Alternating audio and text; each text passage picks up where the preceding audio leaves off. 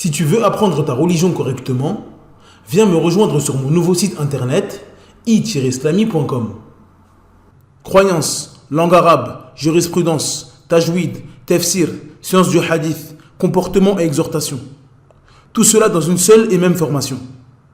Tu pourras apprendre les bases de ta religion avec des vidéos simples et détaillées. Pour plus de détails, rendez-vous sur i-islami.com. Bonne vidéo. Donc dans cette vidéo, on va parler d'un sujet qui touche une partie de la communauté malheureusement. On va parler de la maladie. Bien sûr, ici, on parle de la maladie physique. On ne parle pas des maladies du cœur ou des maladies qui sont liées à l'âme. Car ça, malheureusement, on est tous touchés. On est tous touchés. Car comme vous le savez, l'être humain il se divise en deux. Il y a l'âme et il y a le corps. Donc le corps, il doit être nourri d'une certaine manière. Donc il faut bien se nourrir, il faut bien manger, il faut faire du sport, etc. Et l'âme, il faut la nourrir. Et bien sûr, il faut la nourrir de spiritualité, de tawhid. Et donc si on la nourrit mal, c'est-à-dire on la nourrit de mauvaises croyances, de mécréances, etc., bah forcément, l'âme, elle aura des maladies. Et si on la nourrit pas du tout, forcément, elle aura de plus graves maladies. Et donc, nous, ici, on va parler des maladies physiques, qui ont des problèmes de cœur, des problèmes de sang, qui ont perdu la vue, etc. Des choses qui sont physiques. L'âme, bien sûr, on est tous concernés et on doit nourrir notre âme avec l'apprentissage de la religion, du tawhid, la connaissance d'Allah, et c'est ce qu'on fait à travers l'étude des noms et attributs d'Allah Azza wa Jal. Donc ça nous concerne tous. On a tous des manquements malheureusement et des maladies. Quand on nourrit pas notre âme, on a des maladies qui sortent. Et vous le voyez en Occident. En Occident, ils mangent bien, ils mangent des légumes, des fruits, ils ont des médecins, etc. Mais vous voyez des gens, ils ont des maladies psychologiques. Vous le voyez, il a rien d'apparence, il est en bonne santé. Mais il fait de la dépression. Elle est boulimique ou anorexique. Ils font des burn-out. Toutes les maladies psychologiques qu'on voit en Occident.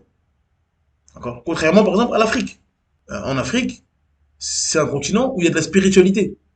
Alhamdoulilah, il y a beaucoup de musulmans, mais il y a aussi des gens qui ne sont pas musulmans, des koufars, mais ils ont une spiritualité. Vous allez voir des chrétiens, par exemple. Certes, c'est le faux, c'est l'égarement, c'est le koufr. Mais le fait d'avoir une spiritualité et de croire qu'il y a une vie après la mort, ça va vous donner un certain comportement. Vous allez avoir une certaine éthique. Il y a des choses que vous n'allez pas faire. Contrairement à celui qui ne croit en rien, qui croit que à la matière. Il dit, je suis vivant, je suis là pour exister, je fais ce que j'ai envie. Forcément, son âme, elle n'est pas nourrie. Il va pas faire des choses qui vont élever son âme. En disant, je fais ça car il y a une vie supérieure, il y a un être supérieur qui me voit, qui m'observe. Et je dois bien me comporter. Il n'a aucune spiritualité. Il est sans foi ni loi. Les seules lois qu'il va respecter, c'est les lois qui vont dans son sens. Où il va pouvoir tirer un profit terrestre. Donc forcément, ça va créer des maladies. Donc c'est pas à ces maladies-là qu'on parle. Car nous, on est tous touchés malheureusement par ces maladies. On a un grand manque de spiritualité. Et il faut faire des efforts, et c'est pour ça qu'on essaie d'étudier les noms et attributs d'Allah Azza wa Jal. Là, on va parler des maladies physiques. Et ça ne concerne pas tous les musulmans. Et les musulmans, alhamdoulilah, par la grâce d'Allah, ils sont en bonne santé physique. Ils ont tous leurs membres, ils n'ont pas de maladies chroniques, etc. Mais malheureusement, il y a des musulmans qui sont touchés par cela. Ils ont des maladies eux-mêmes, ou alors ils ont un membre de leur famille qui est malade, etc. Donc ils sont confrontés à la maladie, malheureusement. Cette maladie du corps, elle peut aussi engendrer des maladies du cœur. Quand, malheureusement, on n'a pas une spiritualité élevée, on n'a pas une connaissance d'Allah Azza wa Jal qui est élevée et approfondie. Cette maladie du corps, cette épreuve qu'Allah nous donne, ça peut causer des maladies dans le cœur. Et ça, c'est les plus graves. Les maladies du corps, on va tous connaître ça. Avec la vieillesse, ou parfois l'hiver, etc. On va tous être malades. Bien sûr, il y a des degrés, il y a des grosses maladies, il y a des maladies qui sont plus légères. Mais on a tous connu ça. La maladie du corps, être faible pendant un moment. C'est pas un problème. Mais la maladie du cœur, c'est beaucoup plus grave. Car la maladie du cœur, elle amène à la mécréance. Et bien sûr, la mécréance amène au feu. Donc, c'est beaucoup plus grave. Et parmi ces maladies, il y a la dépression. Donc la maladie, ça peut entraîner une profonde tristesse et un sentiment de désespoir. Celui qui est malade, qui a une maladie grave, une maladie chronique, ou alors qui connaît des enfants qui sont malades. Son enfant, il est né handicapé. Son enfant, il est né avec une trisomie, ou il est né diminué, ou une maladie chronique, etc. Ou une maladie rare. D'accord, ça arrive malheureusement à des musulmans qui sont touchés par ça. Donc soit lui-même, soit des gens qui l'aiment. Et donc, c'est pareil. C'est une partie de lui. Son enfant, c'est une partie de lui. Donc c'est comme s'il est malade en fait. Donc malheureusement, ça peut mener à une dépression. Une tristesse profonde et un grand désespoir, ça amène à une dépression. Et comme on a dit, quand on n'est pas bien nourri spirituellement, on a des maladies que les koufars connaissent. Mais malheureusement aujourd'hui, il y a des musulmans qui connaissent ces maladies de koufars. Pourquoi? Parce qu'ils n'ont pas nourri leur âme. Ils n'ont pas la connaissance d'Allah Azzawajal. Donc, ils tombent en dépression. Donc, ils sont anorexiques. Et toutes les autres maladies qu'on peut trouver aujourd'hui. Parce que l'âme n'a pas été nourrie correctement. La spiritualité n'est pas forte. Et donc, forcément, ça fait naître des maladies. Comme celui qui mange mal. Quand on a une malnutrition, on mange mal. Ben, le corps va être endommagé. On mange trop de sucre, le corps va être endommagé. On mange pas assez de légumes, le corps va être endommagé. C'est exactement la même chose. Quand vous mangez trop une chose, bah forcément, le corps va être endommagé. Et si vous délaissez une chose, le corps va être endommagé. C'est la même chose pour la spiritualité. Votre âme a besoin de se nourrir. Si vous la nourrissez trop d'une chose qui est néfaste, forcément, ça va être endommagé. Votre âme va être endommagée et il y aura des maladies qui vont venir. Et également, si vous ne nourrissez pas votre âme suffisamment, il y aura des maladies qui vont surgir. Et parmi ces maladies, la dépression. Deuxième problème qui peut arriver si la personne est touchée par une maladie, c'est l'isolement. Malheureusement, celui qui est malade, qui atteint d'une maladie, il peut connaître un isolement. Soit c'est volontaire, parce qu'il est malade, parce qu'il a honte, parce qu'il a peur du regard des gens, etc. Il se met en retrait de la société et aussi de la communauté musulmane, en fonction de sa maladie. Donc il va se mettre en retrait et il va s'isoler. Et comme vous le savez, plus on est isolé, plus on est à la merci de Shaitan. Ça, c'est dangereux. Pourquoi? Parce que cet isolement va amener d'autres maladies. Parce que vous êtes une proie pour Shaitan, vous êtes seul. Vous n'êtes pas avec le groupe des musulmans. Autre problématique qui peuvent arriver chez une personne qui est touchée par une maladie, c'est des problèmes relationnels. Ça arrive souvent malheureusement et on n'en prend pas assez. Des fois, quand on est malade nous-mêmes, on est triste. Comme on l'a dit, on peut être en dépression, on peut être en colère, on peut être en dépression, on peut être malheureux. Et donc forcément, quelqu'un qui est malheureux, qui est triste, car il est malade et il garde pour lui, forcément parfois il aura un mauvais comportement, il aura un mauvais caractère. Et donc ça peut être problématique au sein d'une famille. Donc soit c'est la personne qui est malade, qui change de comportement, qui a un mauvais comportement et ça crée des tensions dans la famille, ou inversement. Il y a des parents qui voient leur enfant malade. Vous voyez votre enfant sur un lit d'hôpital, qui a besoin de tels médicaments, etc. Et peut-être ça va durer toute sa vie. Et donc forcément, surtout des mamans, elles sont touchées par ça. Parce que c'est une partie d'elles. Et donc, parfois, ça peut causer des divorces. Ça peut causer des dissensions dans la famille. Parce que la mère, elle voit son enfant comme ça, et elle est en dépression. Et après, elle a du mal à faire la part des choses. Donc elle va avoir un mauvais comportement avec son mari, elle va avoir un mauvais comportement avec son entourage, etc. Ça va amener à l'isolement, et l'isolement, ça va amener à plus de dépression, et ainsi de suite. C'est un cercle vicieux. C'est un cercle vicieux, malheureusement. Autre difficulté dans la société qu'on peut trouver, c'est les difficultés financières. Car, comme vous le savez, les coûts des soins peuvent être coûteux, écrasants. Surtout ceux qui ont fait la hijra, qui se trouvent dans des pays où il n'y a pas de sécurité sociale, etc. Ils sont dans un pays musulman, certains sont à Dubaï, c'est très dur, c'est très cher. Il y en a, ils sont en Algérie, au Maroc, en Tunisie, peu importe le pays. Parfois, se soigner ou soigner un membre de sa famille, ça coûte cher. Et donc forcément, c'est un problème en plus, parce que si on a des problèmes financiers, ça va augmenter la tristesse et l'anxiété, et ça va augmenter l'isolement, la dépression et les problèmes relationnels au sein de la famille. Donc encore une fois, c'est un cercle vicieux malheureusement. Donc ça, c'est les problèmes que le musulman qui est malade, qui est touché par une maladie, ou des membres de sa famille qui sont touchés par une maladie, peuvent connaître au sein de la société. Mais il y a également les péchés. Il y a également des péchés. Tomber malade, être éprouvé par une maladie, et ça on l'a vu plusieurs fois, notamment dans la définition de l'épreuve dans le dictionnaire du musulman, mais on l'a également vu sur cette chaîne YouTube. Quand on a une épreuve, quand Allah nous éprouve, c'est un test. Et bien sûr, il faut réussir ce test.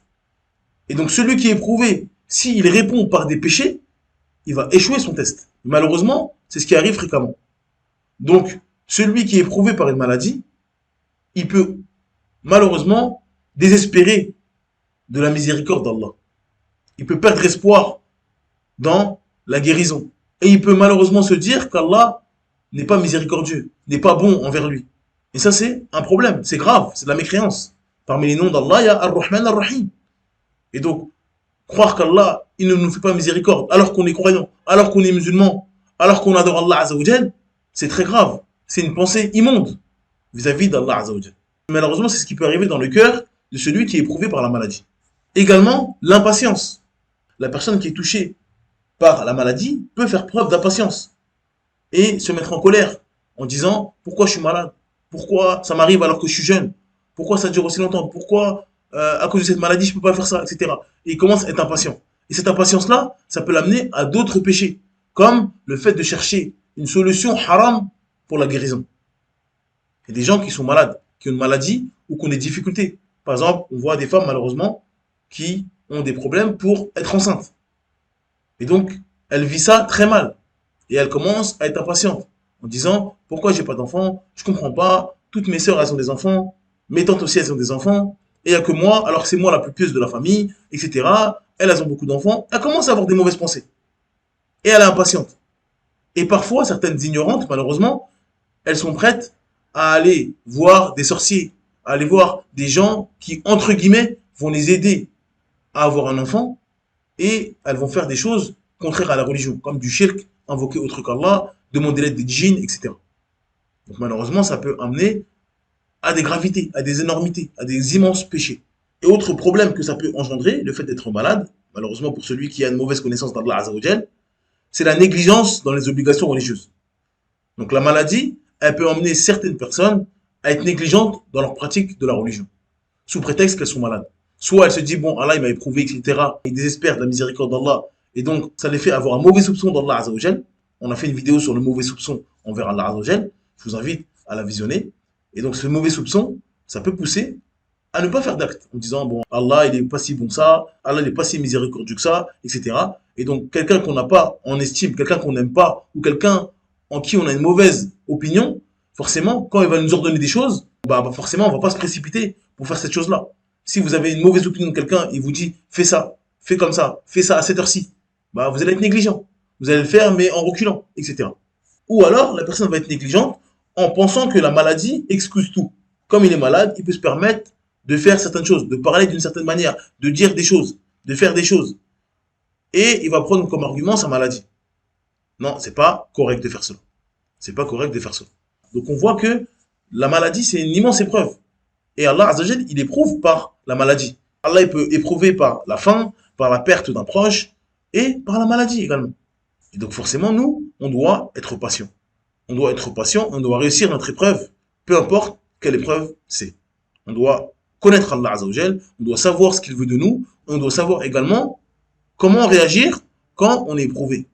Soit par les bienfaits, parce que c'est une épreuve les bienfaits, parce que celui qui est comblé de bienfaits, son épreuve, c'est d'être reconnaissant.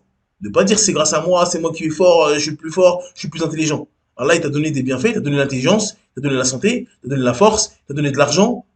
Et toi, tu dis c'est parce que je suis fort, c'est parce que je suis intelligent, j'ai un QI au-dessus de vous, vous êtes bête, etc. Et il s'enorgueillit au lieu d'être reconnaissant envers Allah Azzawajal. Donc ça, c'est une épreuve. Très dure, peut-être parfois plus dure que la difficulté, la maladie, perdre quelqu'un de sa famille, etc. Peut-être parfois plus dur pour certains. Donc ça, c'est une épreuve, les bienfaits, mais aussi la difficulté, c'est une épreuve. Donc nous, on doit réussir ces épreuves-là. Donc, quel est le remède pour cette maladie-là, pour cette épreuve-là? Le premier remède, bien évidemment, c'est méditer sur le nom d'Allah Azzawajal, Al-Shafi. Le nom d'Allah Azzawajal, Al-Shafi, c'est un nom sublime d'Allah Azzawajal, qui signifie celui qui enlève la gêne, les douleurs et les méfaits des corps. Et c'est celui aussi qui enlève les ambiguïtés, les doutes et les passions des poitrines. Donc toutes les maladies, Allah Azzawajal, comme vous le savez, il n'a pas fait descendre une maladie sans qu'il y ait un remède, sans qu'il y ait une guérison. Que ce soit une maladie du cœur ou une maladie du corps. Et donc, celui qui est touché par une maladie, peu importe la maladie, qu'elle soit du corps ou du cœur, il doit invoquer Al-Shafi. C'est important. Comme on a dit plusieurs fois, les noms d'Allah Azzawajal, ils ont des sens. Et il fait partie du beau comportement du musulman d'invoquer Allah Azzawajal avec un nom en fonction du sens qu'il désire. Celui qui a fait un péché et qui est malheureux de ce péché-là, qui regrette et qui veut le pardon d'Allah Azzawajal, il va invoquer Allah avec un nom qui a un sens de pardon. Al-Ghafour, Al-Ghafir, Al-Ghaffar. Ça, c'est des noms qui ont un sens, qui montrent qu'Allah Azzawajal est celui qui pardonne, Al-Afou, qui efface les péchés. Et donc celui qui est touché par la maladie, soit du corps, soit du cœur avec des ambiguïtés, des shubuhat, etc., forcément, il doit invoquer Al-Shafi. Faire beaucoup d'invocations. Et de demander à Al-Shafi de lui enlever sa maladie, de le guérir, de le soigner. Certes, nous, en tant que musulmans, on doit faire les causes. Mais la plus grande cause, c'est d'abord invoquer Allah Azza wa Jal. De se lever la nuit et de prier. Tu es touché par une maladie. Ton enfant est touché par une maladie. Est-ce que toutes les nuits, tu te lèves pour invoquer Al-Shafi? Tu t'isoles seul dans ta chambre et tu invoques. Et tu pleures. Et tu demandes à Al-Shafi de te guérir, de te soigner. Car Allah, c'est Al-Shafi, certes, mais c'est Al-Sami' aussi. C'est lui qui entend toutes choses. Donc n'hésite surtout pas à invoquer Al-Shafi, Al-Sami'. N'hésite surtout pas. Et ça, c'est la plus grande des causes. Invoquer Allah Azza wa Jal, Al-Shafi. Et méditer sur ce nom. Toutes les fois où il vous a guéri. Toutes les causes qu'il met sur la terre comme guérison. Comme vous savez, les plantes, par exemple. Les forêts, c'est une pharmacie à ciel ouvert. Et aussi, bien sûr, nous, en tant que musulmans, on a la croyance qu'il n'y a pas une maladie qu'Allah fait descendre sans qu'il y ait un remède. On n'a pas la croyance qu'il y a une maladie incurable. Non.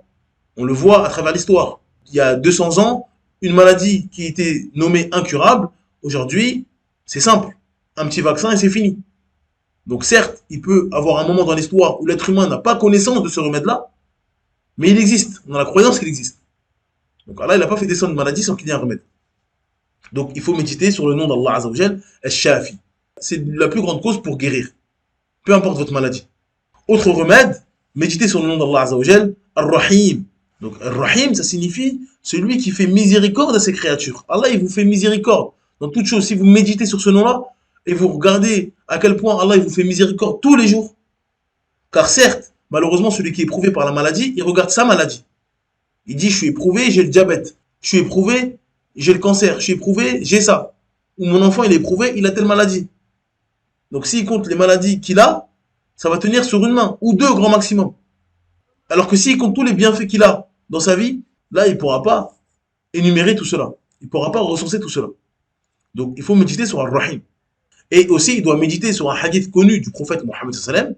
Certes, Allah fait partir les péchés par la maladie du musulman, comme le feu fait partir les impuretés de l'or et de l'argent. Donc Allah Azza wa Jalla, par sa miséricorde, il fait que les maladies qui nous touchent, les douleurs qui nous touchent, sont des causes d'expiation des péchés. Et comme on a dit dans la définition de l'épreuve en islam, sur la chaîne du dictionnaire des musulmans, Allah Azza wa Jalla, par sa miséricorde, parfois il veut le bien pour son serviteur. Donc il veut pour toi les hauts degrés du Jannah. Il veut que tu ailles au Jannah. Il veut que tu ailles dans les hauts degrés du Jannah, avec les pieux. Mais quand on regarde tes œuvres, on voit que tu ne mérites pas d'aller dans ces hauts degrés. Tu n'as pas les mêmes prières que les pieux. Tu n'as pas les mêmes jeûnes que les pieux. Les mêmes aumônes que les pieux. Mais Allah Azza wa Jalla veut pour toi que tu ailles à leur niveau. Mais si on regarde tes œuvres, ça ne suffit pas. Et bien sûr, Allah, il est juste. Donc Allah Azza wa Jalla, pour te faire monter en degré, il t'éprouve. Il t'éprouve par une maladie, par la perte de tes proches, etc. Et donc ces épreuves-là, ça te purifie de tes péchés et ça t'élève en degré. Et donc plus l'épreuve du serviteur est grande, plus il est élevé en degré. Et par la permission d'Allah Azza wa Jal, tu atteindras le degré des pieux, des martyrs et des prophètes, alors que tu n'as pas leurs œuvres. Mais tu auras connu leurs épreuves. Car les gens les plus éprouvés dans ce bas monde-là, c'est les pieux, les martyrs et les prophètes. Donc si tu patientes dans cette épreuve-là et tu ne te mets pas en colère contre le décret d'Allah et que tu fais partie des bons musulmans qui patientent face aux épreuves, tu seras dans les plus hauts degrés du paradis. Dernier remède sur lequel il faut méditer, c'est le nom d'Allah Azza wa Jal, Al-Hakim. Donc Al-Hakim, ça veut dire quoi? Al-Hakim, c'est un nom sublime d'Allah Azza wa Jal. Il signifie celui qui ajuste la création et gère cela avec une sagesse parfaite. C'est-à-dire que tout ce qu'il fait et tout ce qu'il dit est juste, correct et est fait avec une sagesse parfaite. Donc tout ce qui est fait, tout ce qu'Allah pose en tant que parole, en tant qu'acte, est parfait. Tout ce qui est fait par Allah Azza wa Jal est parfait. Même ta maladie que tu trouves dure, difficile à surmonter, elle est parfaite et elle est faite avec sagesse. Le musulman doit avoir cette croyance-là. Tout ce qu'Allah Azzawajal fait est fait avec une sagesse. Allah ne fait rien sans sagesse. Allah, c'est le Hakim. Tout ce qui existe dans l'univers, tout ce qui se produit dans l'univers, même si on le voit comme quelque chose de triste, de malheureux, qui nous fait mal, il y a une sagesse derrière. Cette sagesse, on peut la connaître, comme on peut l'ignorer. Donc si on la connaît, Allah nous a informé de ça. S'il fait ça, c'est parce qu'il y a ça. S'il interdit cela, c'est parce qu'il y a un mal. Mais parfois, on ne la connaît pas. Parfois, on sait pourquoi c'est haram une chose. On sait pourquoi riba, c'est haram. Parce que ça amène le chaos sur la terre. Et on le voit. C'est des choses qu'on voit, c'est palpable. Les gens qui utilisent l'usure, qui mangent l'usure, des pays qui font l'usure. La société est affamée. Tout ça parce que il y a des dettes avec l'usure. Intérêt, intérêt, intérêt. Les pays s'endettent et ils basent leur économie sur l'injustice. Parce qu'il n'y a pas plus grande injustice que l'usure. L'usure, c'est un prêt. Mais un prêt avec intérêt. Donc, imaginez-vous quelqu'un qui n'a pas, il dit, je n'ai pas 200 euros. Donc, il a moins 200. On lui dit, d'accord, moi je te prête 200. D'accord? Donc, il n'a pas 200 euros. Il demande 200 euros. On lui dit, d'accord, tu n'as pas 200 euros, je te prête 200 euros à condition que tu me rendes 400 euros. Donc, il est venu avec moins 200, il repart avec moins 400. Mais comme on a profité de sa faiblesse, car il a besoin de 200 euros. Il a besoin de nourrir sa famille, il a besoin de faire des choses. Il n'a pas d'argent. Et nous, on profite de cette faiblesse-là pour lui rajouter une dette. Et donc, ça fait des gens qui sont submergés et qui ne peuvent pas sortir la tête de l'eau. Il n'y a pas plus grande injustice que riba. Et donc ça, on sait pourquoi c'est haram. Donc il y a une sagesse derrière. Allah nous a informés de cela. Mais il y a des choses qui sont haram et on ne sait pas pourquoi. Pourquoi on ne mange pas de porc? Allahu a'lam. Pourquoi on ne mange pas de porc? Parce que c'est une impureté le porc. Mais pourquoi c'est une impureté le porc? Et pourquoi pas le cheval? Et pourquoi pas le chameau? Allahu a'lam. Allahu a'lam. Personne ne peut répondre. Mais nous, on dit Allahu a'lam avec la certitude que Al-Hakim, le sage, a posé une sagesse derrière. Et qu'il y a un bien derrière. Parce que c'est Al-Hakim, le sage, qui nous a interdit cela. Donc tout ce qui nous a interdit, on a la certitude que c'est un mal pour nous. Même s'il y a peut-être un bien dedans, mais le mal est prépondérant. Donc il peut y avoir un bien dans une chose haram. Mais le mal qu'il y a en face est beaucoup plus grand.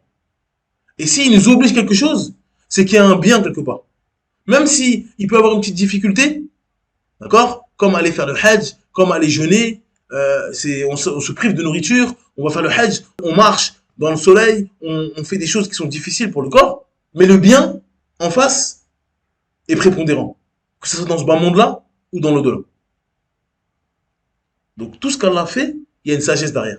Et donc forcément, ma maladie, il y a une sagesse derrière. Je sais que Al-Hakim, s'il m'a donné cela, c'est qu'il y a un bien derrière. Ça me purifie de mes péchés. Ça m'élève en degré. Ça m'apprend la patience. Ça m'apprend à être reconnaissant. Car certes, je n'ai pas ça, mais j'ai autre chose. Vous allez voir des gens, ils sont aveugles. Ils sont toujours souriants.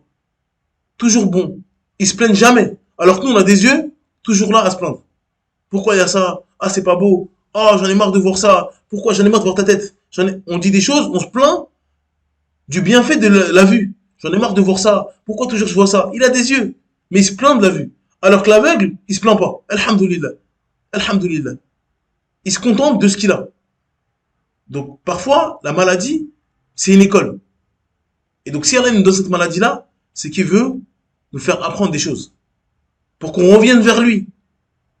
Pas pour qu'on s'éloigne de lui. Mais ça, il faut connaître Allah Azza wa Jal. Celui qui s'éloigne d'Allah, c'est qui l'ignore. Mais nous, on est là pour connaître Allah. Donc on doit méditer sur les noms qu'on a mentionnés précédemment. Encore une fois, ces vidéos-là, c'est une motivation. C'est pas une fin en soi. On ne dit pas qu'une fois qu'on a regardé la vidéo, c'est bon, je connais les noms d'Allah. Non. Vous ne connaissez pas les noms d'Allah. Et Inch'Allah, si Allah nous facilite, dans le dictionnaire du musulman, les noms qu'on voit de manière rapide ici, on va les détailler dans le dictionnaire du musulman. Et également, et donc on va les voir de manière plus approfondie. Donc ces vidéos, elles ont pour but de nous montrer le chemin. On sait qu'il faut méditer sur ces noms-là, car ils sont importants. Donc on apprend leur sens de manière générale. Après, on ira dans le dictionnaire du musulman, et on les fera en détail. Dans la langue arabe, qu'est-ce que ça veut dire? Dans les textes, etc. Et dans l'islami, on verra, Inch'Allah, peut-être pourquoi pas, les versets. tous les versets où il y a eu ce nom. Et méditez pourquoi Allah il a mis ce nom-là dans ce verset-là, dans ce contexte-là. Vous allez voir par exemple quand Allah il parle du divorce ou du mariage, il utilise certains noms. Quand il parle de l'enfer, certains noms. Du paradis, certains noms. Et ça, bien sûr, c'est pas à poser comme ça. Parce qu'on a dit chaque nom a un sens. Quand vous allez voir des versets sur le divorce, que l'homme doit faire ça, l'homme doit donner une part à la femme pendant la période de viduité, il doit la loger, etc. Et Allah, vous allez voir que il utilise beaucoup le nom Al-Alim. Pourquoi Al-Alim? Parce que pendant que le musulman et la musulmane sont en train de lire les versets du divorce, et que l'homme voit les droits qu'Allah lui a donnés sur la femme, en disant, tu dois lui donner son mari, elle doit t'obéir, tu as le divorce en main, tu peux divorcer. Si tu veux pas divorcer, il n'y a pas de divorce. C'est quelque chose d'immense, c'est une grande responsabilité. Mais forcément, comme il y a une grande responsabilité, il y a aussi un risque derrière. Allah, il est alim, il sait ce qu'il a dans ta poitrine. Ô homme, attention, on t'a donné un droit, mais attention à outrepasser ses droits. Attention à être injuste. Attention à ne pas donner ses droits à ta femme ou à ton ex-femme ou ne pas donner ton droit à tes enfants. Allah, il est alim. Donc les noms sont posés précisément. Et donc ça, il faut méditer. Chaque fois que vous passez sur un nom dans le Coran, il n'est pas ici pour rien. Méditez pourquoi Allah il a choisi ce nom-là et pas un autre. Et donc ça, c'est toute une aventure, tout un chemin, tout un cheminement. Et c'est ça qui va changer nos vies, bi'idhnillah azza wa jal. On demande à Allah azza wa jal de nous faciliter dans ce cheminement, de faire de nous des pieux qui aideront Allah azza wa jal avec connaissance et qui méditons constamment sur ses noms, ses attributs, et bien sûr, qui les mettons en pratique quotidiennement dans notre vie.